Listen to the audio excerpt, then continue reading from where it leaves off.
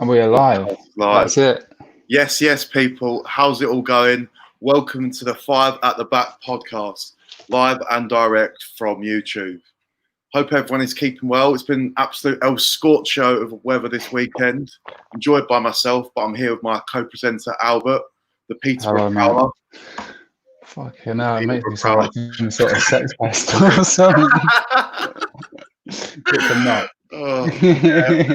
Bit of a different one this week. Yeah, bit of a different one this week, but bear with us. Joining us from the comfort of his own home through Zoom is the current Chorley Town, former Blackburn Rovers, Bradford City and Fleetwood beast between the sheets. It's Matt Urwin. And again, he's not done you many favours there either. No, not at all. Hi guys, you all right? Okay. How's it going, Matt? Yeah, good, mate. Yourself? Yeah, not too bad. Difficult times at the moment, isn't it? But we're doing what we can to get through. Of course. Yep.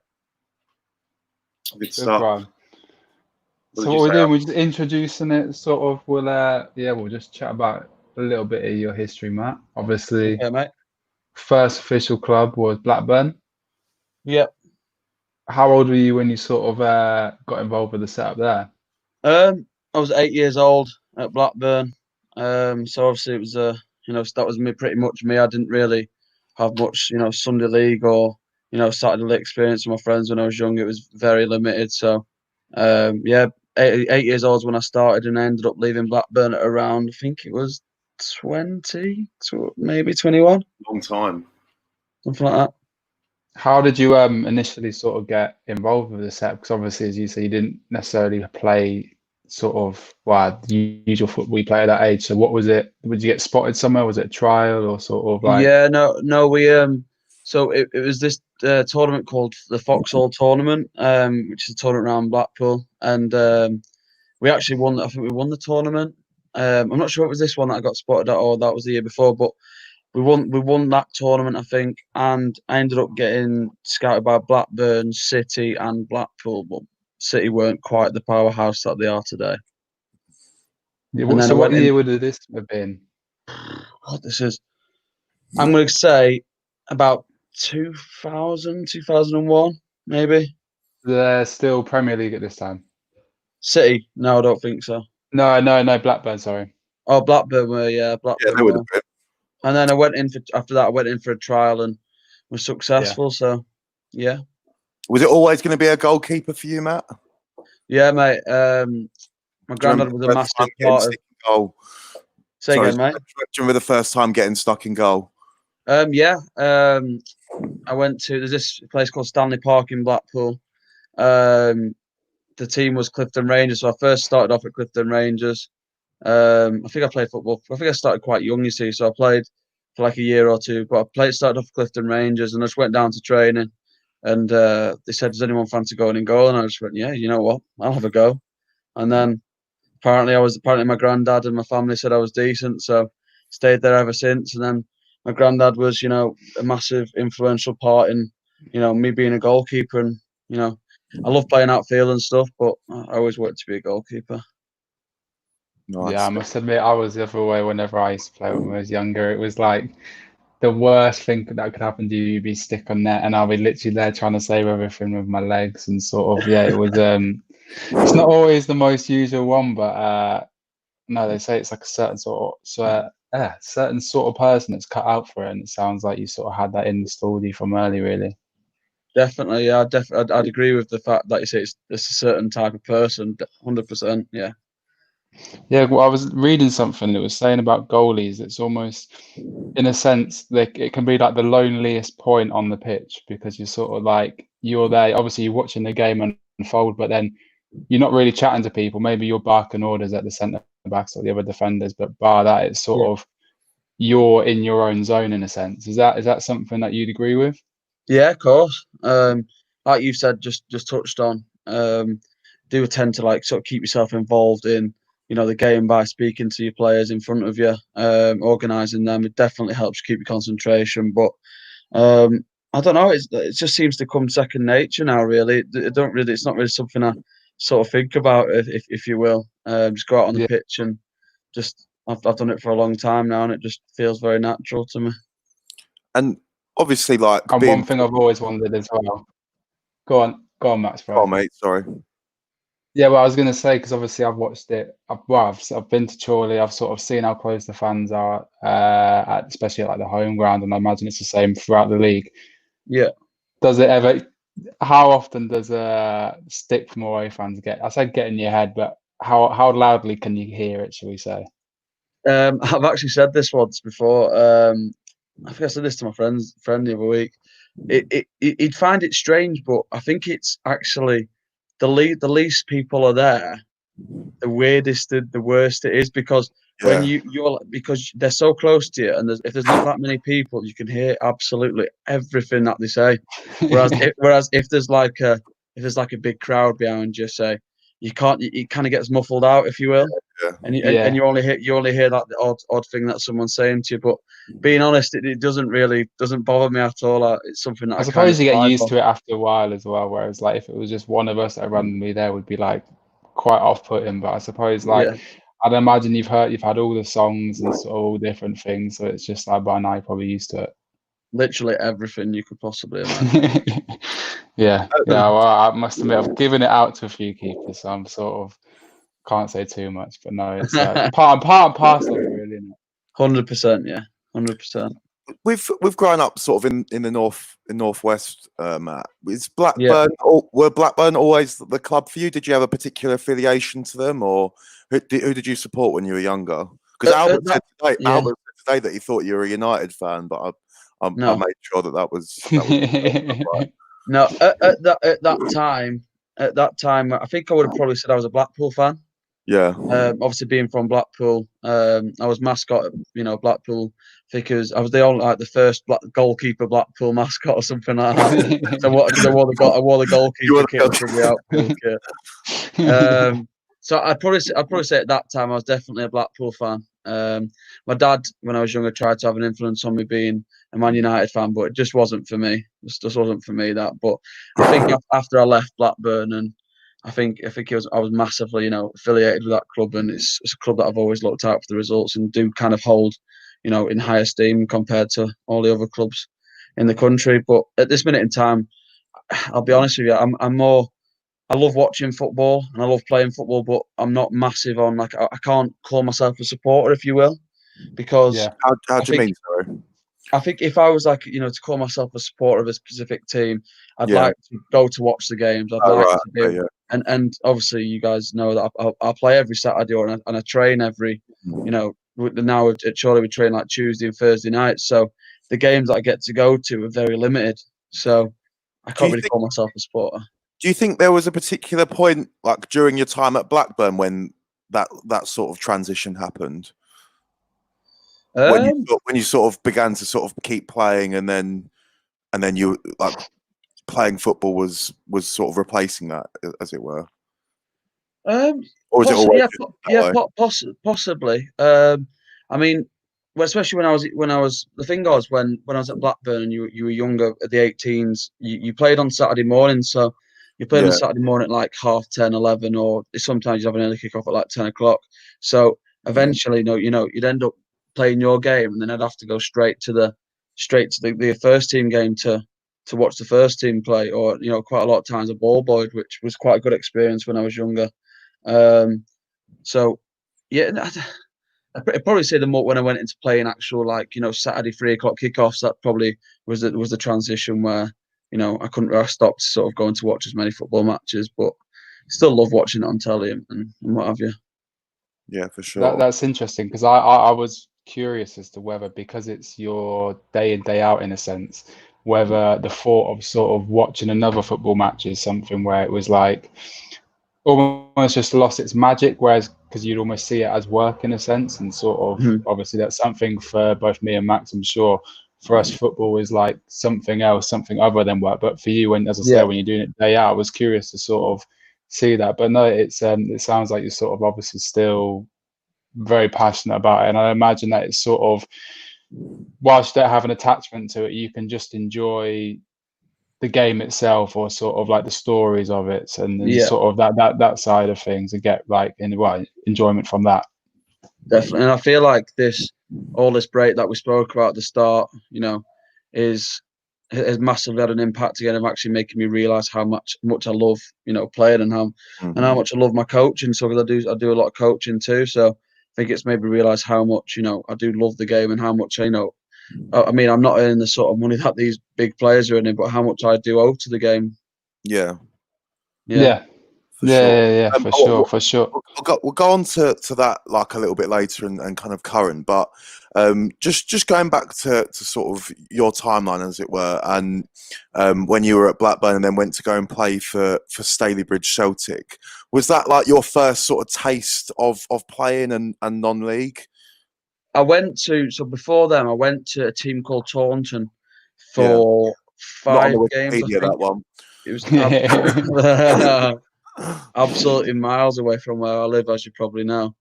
But it was a really good basically right at the upper end of the other side of the country. But it was for me, it was a really good experience. I did really well there, and I came back with a lot more confidence. I also I played 1 game for Warrington Town, but I'd say for me, like the first sort of my main test was with Stalybridge. I was pretty comfortable in those sort of levels that I went on loan to early doors, and then my first sort of test came at Stalybridge, and it was something that I'd massively advise younger goalkeepers and younger players to go and experience men's football as soon as they possibly can, especially goalkeepers, because it's a completely different ball game from playing academy football and 23 football to playing men's football. It's so interesting that because you can see like in football now there are like goalkeepers, and fair play to them for doing it, that will like almost occupy like being a third choice, like as a career, like like Stuart Taylor, if you remember him.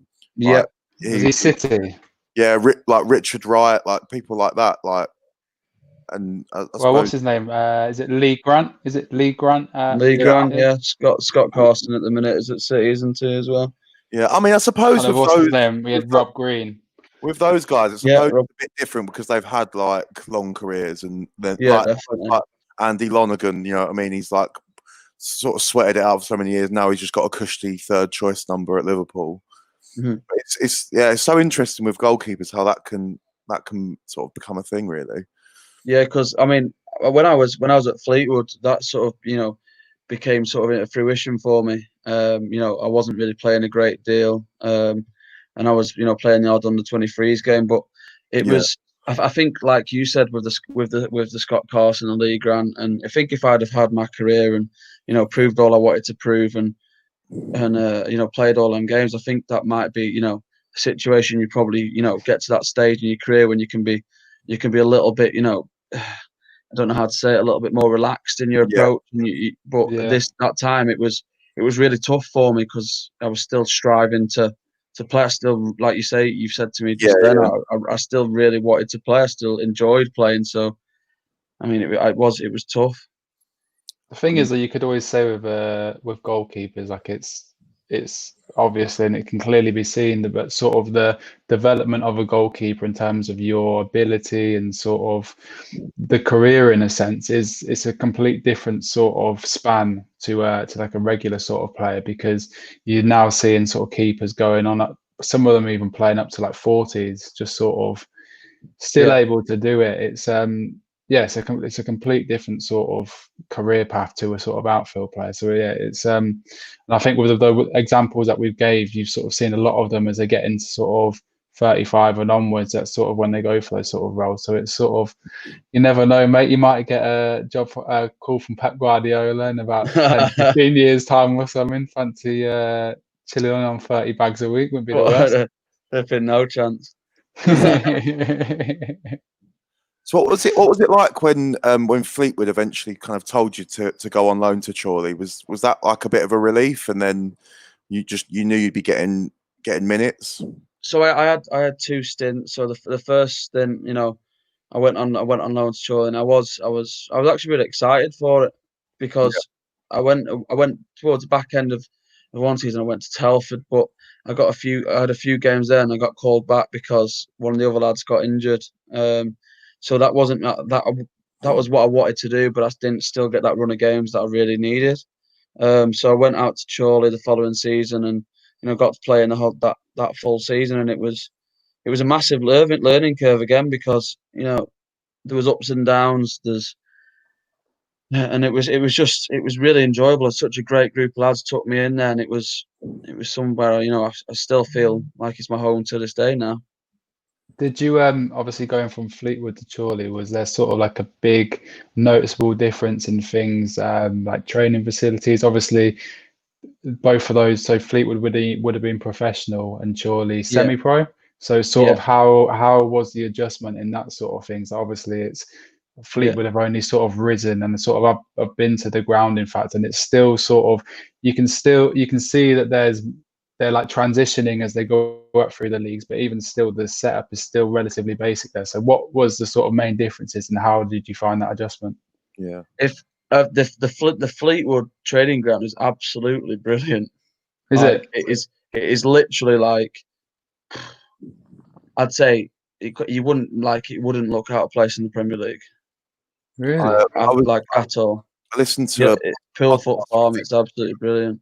listened to a podcast with the owner of Fleetwood on, and he was saying how much money he's pumped into the club. Yeah, I've not seen it myself. The yeah. stadium. Why is it called Highbury, by the way? I'm not sure, but Because they play in red and white as well, don't they?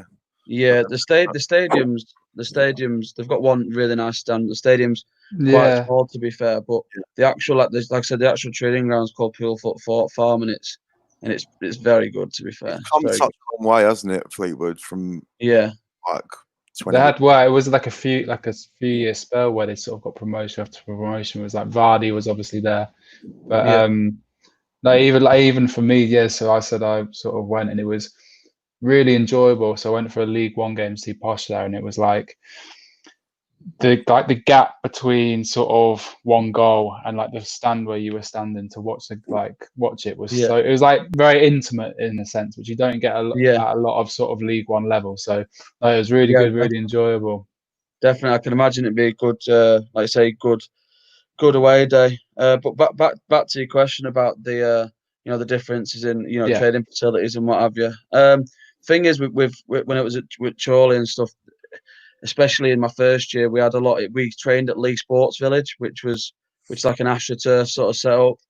yeah, It was actually quite good there, but sometimes they don't get you can't get on the AstroTurf, or you don't get it for some reason or the other. It happens, and you end up having to like go other places, stuff like that. But that's part and parcel of it. But I kind of I don't mind that in a way either, Yeah. because you got to be on your toes, haven't you?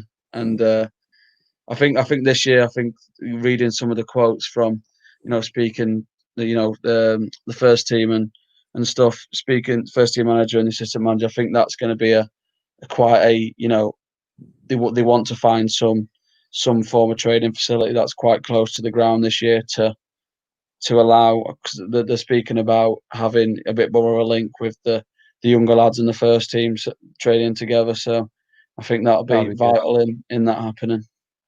And how many sort of days a week is it? I've always wondered, because I know you said before you're doing your coaching, so obviously it's not filling up all your time, but how many days a week would you be training at that sort of level on average at So least when you first went, and then sort of even now? Tuesday, Thursday. So it hasn't changed at all. So Tuesday, Thursday. But they have mentioned that they might be adding a Monday on. Okay. However, I think it's going to be doubtful that I can do that with my current job elsewhere. So that's going to be something tough to do. But I might be able to just do the Tuesday, Thursday. Did we speak before? Did we have the other podcast before when you'd gone up? I don't think we did we? I think No, that was before. That was the year that we went up there. Yeah, no, that Yeah. I'm looking back at that. I saw some clips of it the other day. I think it might have been like a year to the day when you had the penalty shootout. Just talk us through Yeah. that. What was that like? It was brilliant. It was brilliant. I mean, it's something I've always been fairly confident with. Yeah. I did a previous podcast a while back, and I spoke about my, confidence in penalty shootouts, especially. I have more of an impact in the shootouts rather than the game sometimes. I didn't save as many as I wanted to that season. I saved a couple, but I didn't save as many as I wanted to. But yeah, obviously in the semi-final, it was a dream come true because I saved 3 penalties against Altrincham, and then for the final to follow suit of me to save 3 penalties against Spennymoor. I mean, even still to this day, really, it doesn't get much better than that, does it? Really, I mean, it's win-win for a goalkeeper, isn't it? I mean, that's the thing. Is it, or is that or do you hate it? Yeah, a lot of pressure. Is a lot of people think that I say it's a win-win, but I always kind of take it as my responsibility. Yeah. To win us the game, and I feel like if I was to go in the dressing room afterwards and we hadn't won the game, then it would be my fault. So it's a bit of a different mindset, but that's the way I sort of think about it because I'm that confident when it comes to penalties. And how sort of do you prepare for the sort of takers? Like obviously you see things like at the very top level where they've sort of got data analysts and some of them have like, I think it was Tim Krul this season or something. I think there was a game where he had like a water bottle and he had all the numbers and then what side they usually go to written down. Is there any sort of that in your preparation, or is it you just got an ability just to sort of read where they're going to put it? To be fair, we looked at the penalties that were previously taken in the first game and actually in the second game as well. However, a lot of the players didn't go that way. Yeah, so, yeah. I tend to keep them and to kind of watch them, and you can often tell with a player's run up if he's dead set on putting it where he's going to put it, or if he's got a chance he could change. So that was the main sort of use for the the video footage that I got just to look if that was the case, because a lot like I said, a lot of them did end up changing the way they went. So and you can't go too early, because if you do go too early, they just put it the other way. So I mean, I've always seemed to do quite well in penalty shootouts with video without. So hopefully that continues. Yeah, well, no, it's no, definitely. It's sort of like, well, as you said, like even the number of penalties you save in consecutive matches shows that there's sort of like there's an ability and a skill to it as well. And it's sort of, I think I've seen it. I mentioned Tim Krul before, but I think I think he was even subbed on in one World Cup or something. I remember he was. Came on for Holland. Stillison. Right, it was like because he literally had that ability. Yeah, exactly.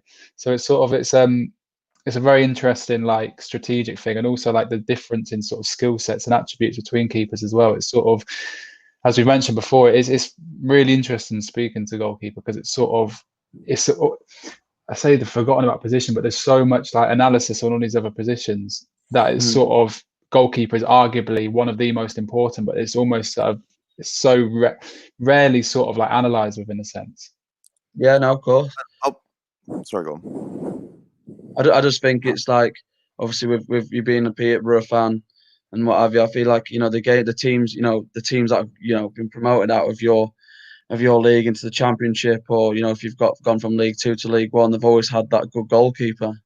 It's such a tricky one. It's such a tricky one to be able to get a good keeper in, from what I've seen, because you can maybe go down and I've seen a few in the past few years, like younger keepers on loan from, like I say, Premier League or Championship clubs. And whilst they might have the technical ability to play out from the back, they lack the dominance within the air. They sort of maybe don't know how to command the centre backs, especially if it's a loan move, where you sort of maybe think it's a sort of issue potentially with the integration into the squad.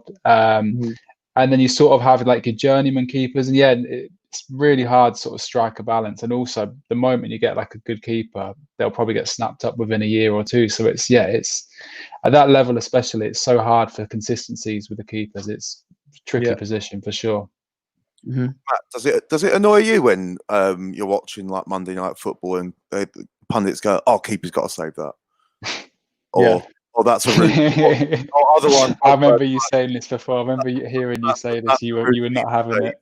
That's a routine save, or you know what I mean? But devil's advocate, I do think keepers nowadays, and I say this, I've obviously I played in goal when I was in year 6 for about a year. I was all right. I used to have the Decathlon Kipster trousers. like could dive about a bit. I was all right for a bit. I was a bit fearless. But that's about as far as my keeping experience goes. But as a person that watches football, I can't help but notice that there are a lot of goalkeeper mistakes nowadays. Is that because the ball is like moves faster? Like, and you just see a bit more. I don't know, not like just basic errors. Like I don't know. What do you think to that? Like a lot of fumbling. Like even De Gea last season, like probably threw it in his net 5 times. Edison, like no one's immune from a mistake, it seems. Whereas like before, maybe we didn't see that as much. I'm not sure. Yeah, you possibly could be right. You know, with the speed of the ball, the speed that the game's played. As a goalkeeper now, you know, if you ended up going to ground to try and win that ball, you've got to be extremely careful because the speed of some of the players coming through, they'll just take that touch past you, and then they'll, even if you don't touch them, they'll leave their leg in. And going on to the point about the pundits making, you know, what they say, because I can't wait for this. I enjoy this one. I actually tweeted a while back saying, obviously, I feel like there should be a goalkeeping pundit on every show. Yeah, I just massively don't understand why there wouldn't be. Because I sit there sometimes, even with Gary Neville and Jamie Carragher. Yeah, I'm sure they've got very good footballing knowledge, but the goalkeeping's got a lot to be desired. I've never seen any of them put the gloves on, so they can't really did comment. you see there was that camera? I think it was last season. There was that one where almost some sort of computer generated view of what the goalkeeper was seeing, or something ridiculous like that. It was like, yeah, well, no, yeah, and it does seem odd, as you say, it's sort of because it's such a specialist one, and for obviously like a Super Sunday, a sort of big game, or even like a World Cup one, you'd think it would there'd be some sort of advantage, and it would be good for insight as well, to sort of have a keeper pundit on, for sure. The thing is, Albert, as well, it's like they don't go into enough depth about it. So they'll go onto the screen and they'll point here and there, but they need to go into more depth about the situation. As you know, like goalkeepers make mistakes, but why did they make the mistakes? What was the goalkeeper thinking when he did this? What was the goalkeeper like? What has he done wrong to make the mistake? What has happened in the build up for him to make? You know, just stuff like that. No, I know what you mean, and sorry to cut you off it, but I remember we've got a friend Barnes, who obviously we both know you through. Yeah, he was saying to me, you always rate Jordan Pickford because of his distribution, and it's sort of something which, as sort of football fan that probably me and Max are, we don't recognise sort of, I say the individual performances as much, but the little things that the keepers are doing, where you sort of are able to sort of notice this different thing. Do you think that's also something that the sort of pundits don't pick up on? Is sort of, obviously you have a bit more sort of sweeper keepers now, where it's a bit more sort of expected of them technically, but do you feel there's also sort of skills and sort of things that they're good at that they don't necessarily get praised for because they just can't appreciate it in a sense? Definitely. I mean, I was watching this game on Sky. I don't know if you've seen some of them. They've been doing like the replays from, you know, like years ago and like 2000. Too much, I was watching the games, lads, and it was just incredible, the difference in, you know, styles of the goalkeepers that were playing. Yeah, the goalkeepers that were playing, you know, was Fabian Barthez, and he'd just throw the ball out and just stand there. Whereas now the goalkeepers throw the ball out and they've got to make the angle to receive the next pass. And then go out the other side. Whereas back when I was sort of, you know, first growing up playing football, the pass back rule was still in at first. And then after a couple of years, then the pass back rule was ended up being washed, and they ended up being able to play back to the goalkeeper. But even then, when I was watching the game with Fabian Barthez playing, I can't remember who else was in the goal, but they weren't really getting any balls back to them. So it is more of a, you know, there definitely is more to the goalkeeper's armory now than there was back in the day. Even though these goalkeepers were still top goalkeepers in their own right, definitely the style of goalkeeping is changing. Did you have you mentioned sort of like ones you used to watch when you were younger? Was there a sort of favourite keeper that you sort of, say you had posters on the wall, but you sort of your favourite keeper that you looked up to when you were younger? Do you want to have a guess? Oh, I'm not sure. Like I'm not sure. England never really had great keepers at that sort of era. It was always Give you a clue. He's not English. He's the standard one. Everyone picks him. Buffon. Buffon. I would have said, are we going too European? Because I was going to say Casillas. Dida. To be fair, Casillas is one of them. Peter Schmeichel. Yeah. Oh, To be honest, if I'm honest with the whole Schmeichel thing, it's a little bit before my time. Like, I've seen stuff back of him, and he is like, well, just as sort of not just the ability that he has as a keeper, but like the commandment he has of his area and sort of all these different things. It's like essentially like a leader from that just orders everyone around. It was it was sort of I can appreciate that, but no, fair enough. It's very good in that sense. Is Peter Schmeichel. But even him, yeah. Just talking about like distribution and stuff, the guy could throw the ball half the length of the pitch, if not more. Yeah. Set off counter attacks. So he was probably one of the first goalkeepers that was doing that, and he was a massive reason why I ended up wanting to. He scored a couple of goals as well, didn't he? Yeah, he did. Yeah. I think I saw a couple of headers or something at least. I used to watch this video on him when I was younger, and I used to watch it before every game, like because I used to love him. Like he used to like inspire me like a lot. I used to watch it, and it just used to come up with you saying probably, and then it'd cross it out, and it'd go definitely the best goalkeeper in the world. And ever since then, I was just like, he's just the one. He's always the one I wanted to be. But his son's not so bad either. Yeah, very true. So Matt, going back to you, and obviously we're speaking about that penalty shootout, which obviously must have been a great day, like getting everyone down, all of your mates down. No Barnes went to go and watch it. Like what a day that must have been. And then pushing on into next season, I suppose it was a bit mixed fortunes, wasn't it? Because you got injured at the start, didn't you? Chorley, yeah. I had a problem with my meniscus in my knee. Had to get some surgery, but it came on from last season. So I had a little bit of problem with my knee for the last few games. Yeah. Which my family said was even more impressive to what I did. But I had a problem with my knee for the last few games, and I went away thinking, I'll be okay, it'll be fine. Settled down for a couple of weeks. I went on holiday, and I came back off holiday thinking, my knee's sore, and then it went away again. I thought I'd be okay, it'd be all right, I'll go, and then ended up playing like one pre-season friendly, the first pre-season friendly, and I had to come off at half time because I just couldn't walk. Like my leg was in that much pain, like it was so swollen, and ended up getting my surgery. The surgery's not not bad surgery. To be fair, you can walk out. They've just got to fix it, or they either take it out or fix it. I think mine was okay to get fixed, but I think I was out. I wasn't out for too long, but I missed about 10 games, something like that, which was a massive part of the season, and then.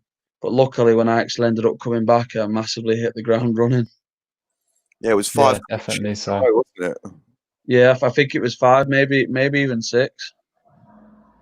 Yeah, no, that's massive. That's massive. I think it was 5 in the league, and then another 1 in the cup. And what's it been like? Because it's been a bit of a tough season for Chorley, hasn't it? Yeah. And for now to like. The season to be made null and void. Do you think that's almost how did you guys sort of react when you heard that news? Well, I don't know whether you've read up much on the the National League at the minute, but it's still in the air. Yeah, is it? Yeah.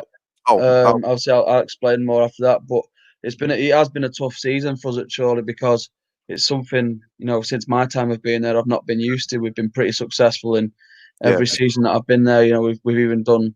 We're in the FA Cups. We've got to the playoffs every time I've been there.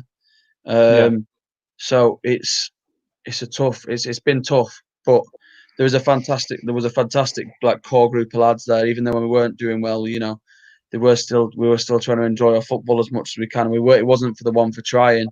We didn't ever really. I never really experienced. I wasn't shipping goals left, right, and centre.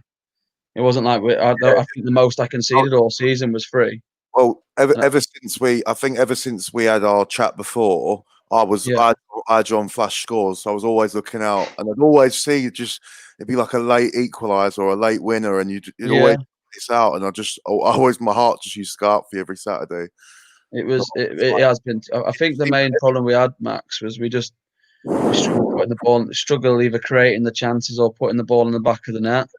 And obviously, as we know, it's a big part of the game. But yeah, big You got some big star. teams in there as well this season. Yeah. You got like the likes of County especially is like for that level with that stadium and everything. It must be mental. Like as I say, I've been to Chorley, and I remember being told as well. It's sort of like, don't get me wrong, the season you got promoted in this sense, it was obviously great to go up, but the step up, even for some of the teams and the budgets and everything back into the National League, it's massive.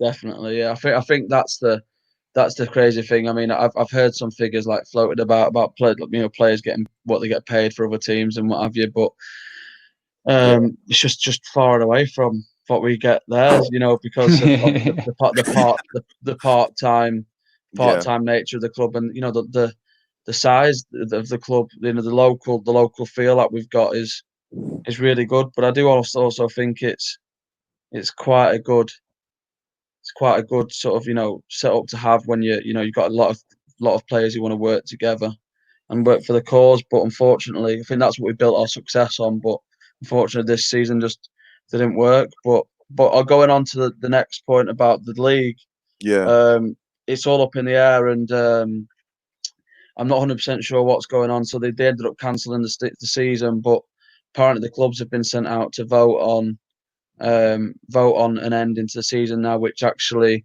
results in us being the only team which is relegated, and the other 3 teams. Is it a points per game? Is it a points per game system? Because because we're going to touch upon it in sort of.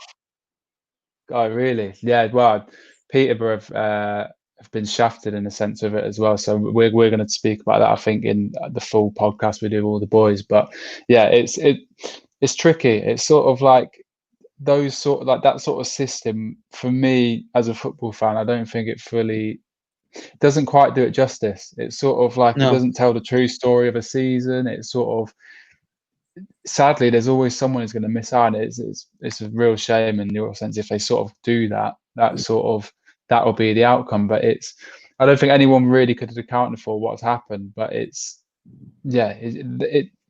doesn't make it any easier for any of the teams, and sort of, especially at the other end as well. I imagine you've got teams that are like pumping loads of money and accounting for going back up as well. So yeah, it's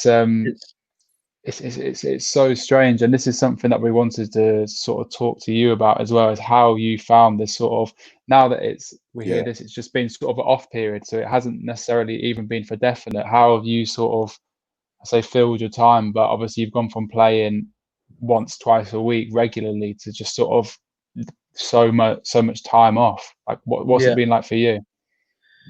I mean, at the start it was okay. I feel like I kept myself, quite busy training, just because of the fact we didn't know the severity of how long that this will all be going on for. And I was doing a lot of running, which is not me. I don't really like running that much. But everyone had a little spell of doing loads of running when they it was early days, wasn't it? But I've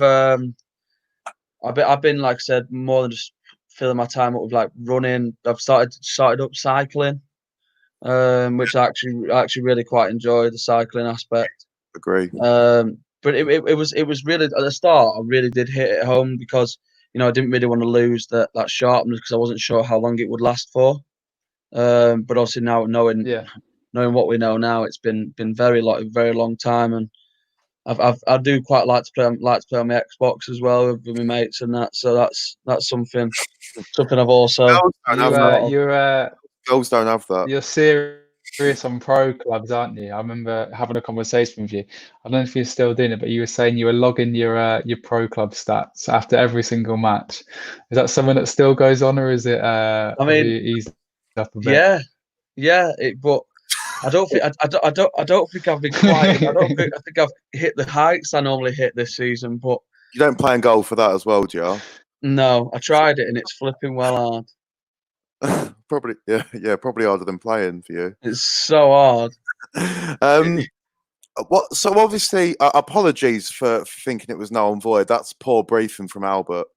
So I'll just put Well, I hadn't sort of kept put up that with it, out if there I'm honest. before I the saw trials. that initial, but it was the initial news and sort of the breaking news that was Yeah, I that thought was it going to was as happen. well. Oh Yeah, no, I'd say. I'm only playing Albert. But like, how's the club been in that time? You know, have they been in regular contact? Is the WhatsApp still going? How have the lads sort of kept things going? Yeah, quite recent. Yeah, quite recent. I've been in quite a lot of contact, but I've signed my new contract recently, so I went in to speak to a few people, the chairman and the manager. Unfortunately, with quite a lot of the core group of players that we're speaking about have left. Yeah, We've been out of contract, so that's been tough because especially about 3 or 4 lads have been, I would see them as like friends for life now. So that's been tough, and I don't think I've fully sort of Yeah, realize it until we go back. But I am massively still looking forward to going back. But I think the club now, I think it's a real tough position because, like, as I said, being pitted as being the only club to be relegated in the non-league, the only one. So it's just for yeah, me, and I'm not going to pull any punches here. I think, we'd have had a mountain to climb to stay up because we were 13 points. But if you're doing points per game, unfortunately, you can't just relegate one team. You've got to relegate all four, in my opinion, or else you can't yeah. relegate any at all. The playoffs are No, still I agree. going on in our league, and the playoffs apparently aren't going on in the leagues below, but there's a possibility of them going on. But I think it's tough. It's really tough in this time because the club don't know what money they're going to have. The players also that's why I'm, it's not a good. I don't think it's been managed very well because the players have a lot of, the players. Some players have got. Luckily, I don't have any children or anything at this minute in time. But if I did, players have they have families. They have families to feed. Responsibilities, They have isn't it? responsibilities. They some people live from contract to contract to find the next club. It's not all the glitz and glamour of the Premier League. So the closer you make your decision, the earlier you make your decision, the more chance players have got of signing new contracts or going to new clubs. So it's been really tough. And I mean, I'm not gonna fully go in on the situation because, like you guys know, it's an unprecedented situation, and yeah. no one could have like foreseen the circumstances which have come. But at the same time, people's livelihoods are at stake, and that's the bit that kind of not upsets me, if you will, but it makes me feel for people because I'm in quite a privileged position now. Has the reaction from obviously, like, a lot of contracts kind of end in June, as per normally contracts going on till like the 30th of June. Yeah. Have players almost? Oh, Albert's gone. He's back. What are we? Are we back? Like what? Have players, like, in general, sympathised with the situation and sort Yeah, of? my connection just went really well. Yeah, you just ruined my question, Albert. Just keep it shut until you can connect again. What's he doing now? All right. Yeah. Sorry. Sorry, Matt. So have players in general sort of sympathised with the situation, as you say, like, or do you think, as in, being unprecedented times, or do you think it's more of a case by case basis, or do some people maybe, I'm not obviously asking you to name names, but do you think some maybe like take it more personally than others? I'd probably say it's got to be a case by case situation, really, because a lot of players wouldn't have been getting paid during this time at stages, and a lot of players have been getting obviously furloughed, and that is tough. And now the players who are out of contract theoretically have got probably this month's paycheck left, and I think that's for league players. That non-league players probably don't even have that. So they have that one paycheck left, and then that could be them. So, like you said, like I'd say it's definitely a case by case sort of, because luckily I've got that bit of security now behind me, so I know that I'll have a wage coming in. Go on, Albert. Yeah. No. Well, obviously, with League One, you've sort of League One all the way up and down the football pyramid.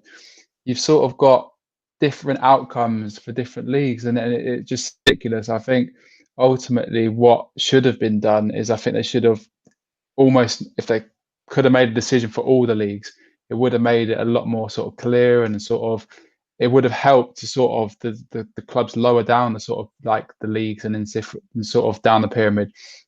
But by allowing the Premier League to go on, it sort of create this expectation that, oh, it's all right for clubs. But as you say, sort of down to the National League level, at least, sort of people are relying on their paychecks. It's not the Premier League where you've got people on crazy money. It's not sustainable in a sense, and clubs either need a sort of revenue from match days, or the players themselves need to sort of guarantee that they're going to get the money. So I think, yeah, it's obviously with everything that happened, it was hard to make a decision. But I sometimes think they've maybe just thought the Premier League's all right, the money's there in the Premier League, but sort of lower down the leagues, there's not been too much actual thought about how it's going to affect both teams and individuals.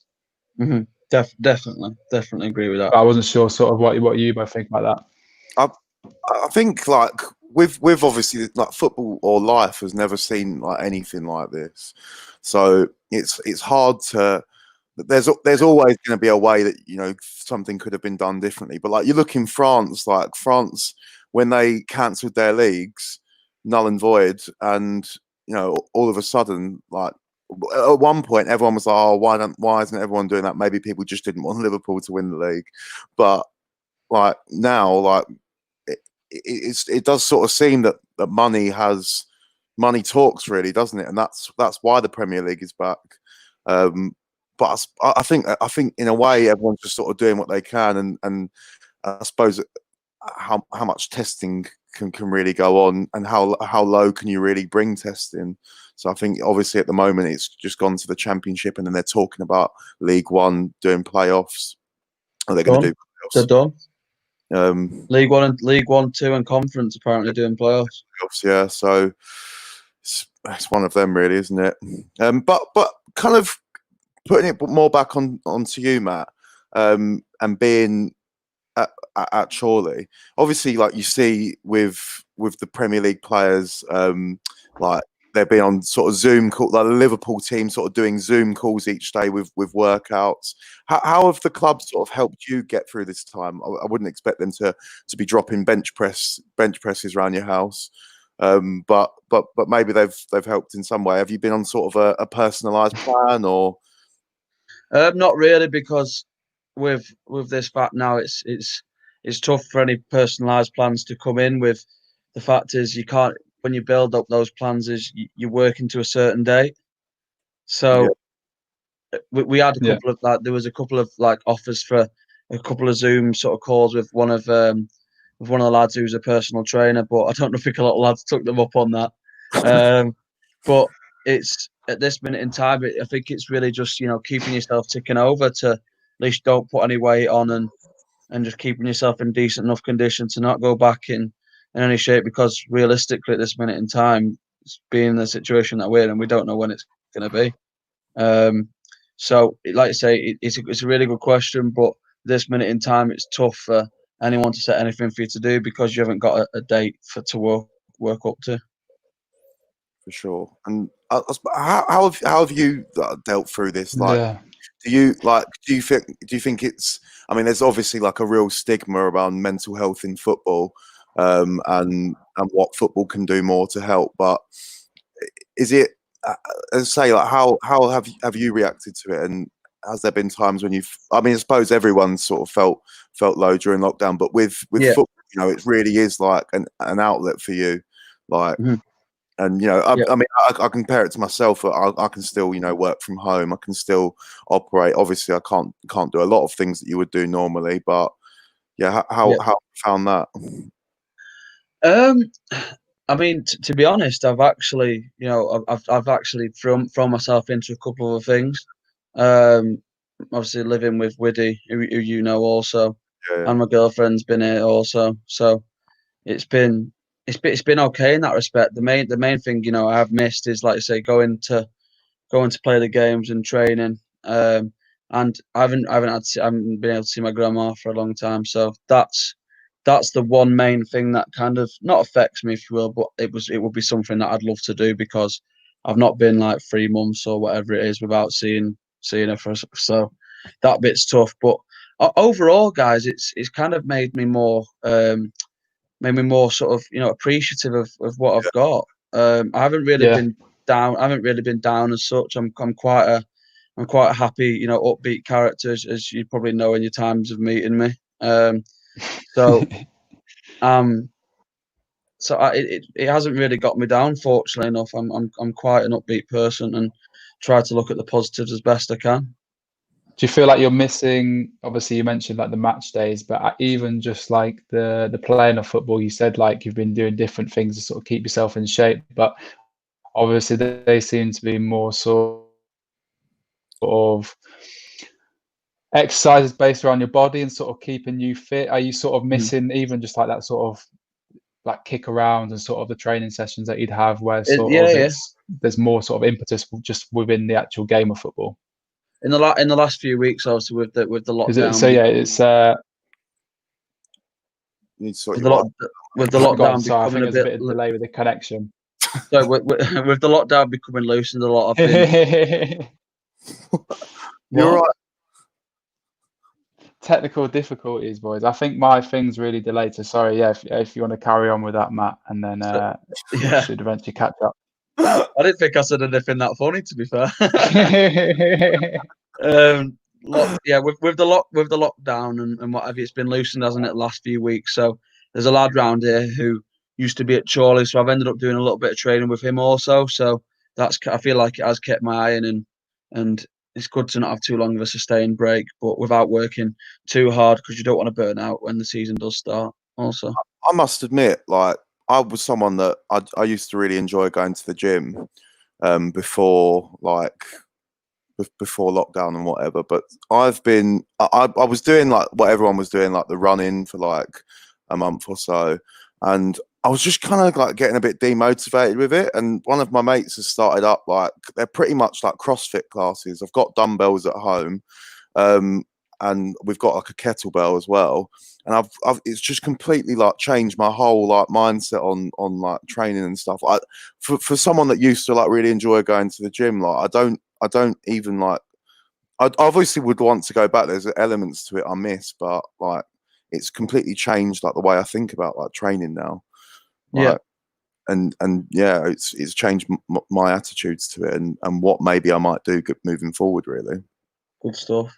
Yeah, so you always use it for a positive, can't you?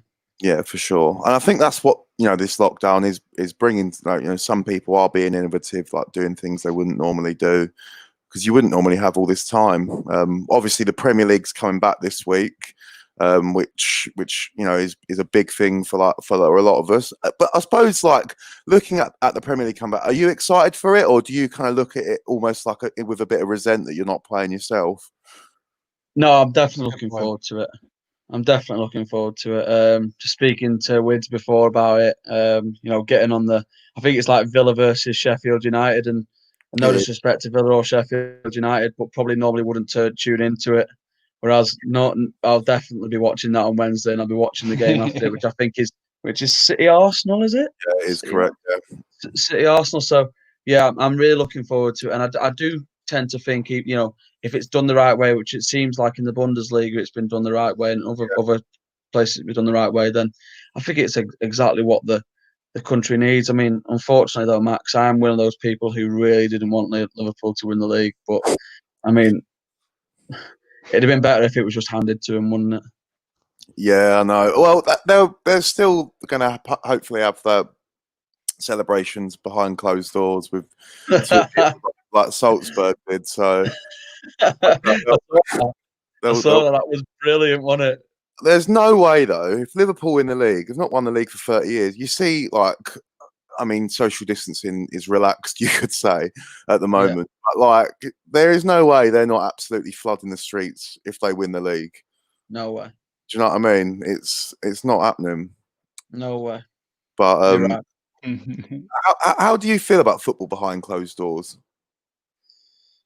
It's a bit of a strange one, isn't it? But watching the Bundesliga and accepting of the situation at the moment, I'm all for it really at the moment, and I welcome how different it is really. Have you seen? Well, first and foremost, it's not the same, is it? That's one thing I say. It's not the same. I mean, but, yeah. Go on. But have you seen the bit where they put the fans' noises on it? Yeah, we've been talking about this a little bit. What's your thoughts? Well, truthfully, I think it's a little bit cringe, to be honest. But like, it's funny when like the ref will make a decision against the team, and you could hear the whistling, yeah, and they're like booing and that. Some games just to press the button for that one. It's flipping brilliant. Please tell me you've seen Ben Foster's something about that was Ben Foster was quoted on saying. I didn't know. It was great. So apparently one of the so they were playing like sounds or something over the thing, and apparently like I think some coaching staff member was refereeing, and he made like a dodgy decision, and apparently they played like a sound over it that said the referees are flipping, you know what. Oh wow! I thought with no fans that the refs would be sort of being immune from being called a wanker for a few weeks at least. But yeah, no, looks like they're in trouble. Right, well, Matt, it's been an absolute pleasure. It's been great having you on, and we're gonna have to. Yeah, thank you very much, man. We're gonna have to keep in touch. We got a few like football link ups. We can hopefully have a few people on. Definitely have yourself back on again. Hopefully a better internet as well from my end. Well, you're the weak link. That would help a lot. You're the weak link. It's about my time. Mine flipping held up anyway. Oh, but yeah, no, it's been a pleasure, Matt. I apologise. Albert, you're still messing up now. Just keep it quiet, mate. Yeah, no, if you're still listening, thank you. But like, comment, and subscribe. We are going to be live tomorrow with all of us back on the 5 at the back. So yeah, it'll be all of us back. But yeah, see you next time.